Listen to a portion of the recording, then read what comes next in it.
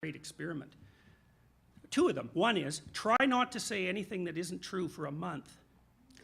You know, and you say, well, what about white lies? It's like, well, you know, that's your problem. You see if you can figure out how to, so, you know, you might say, your wife says, how do I look in this dress? And, you know, you don't think she looks very good. And so you say, well, you look great, honey, and that's real good. But that isn't the right answer. The right answer is something like, don't ask me manipulative questions.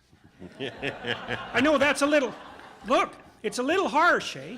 And I wouldn't actually formulate it that way. I would say, well, you know, I don't answer questions like that, or something like that.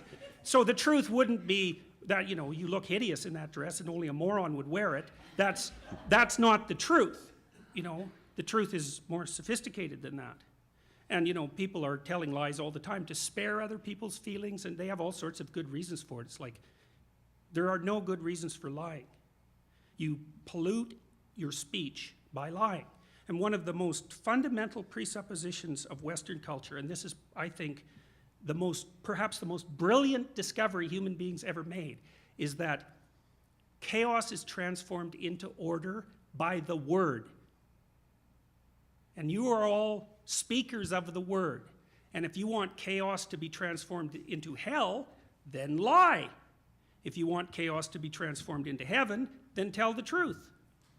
You know, so I see people, for example,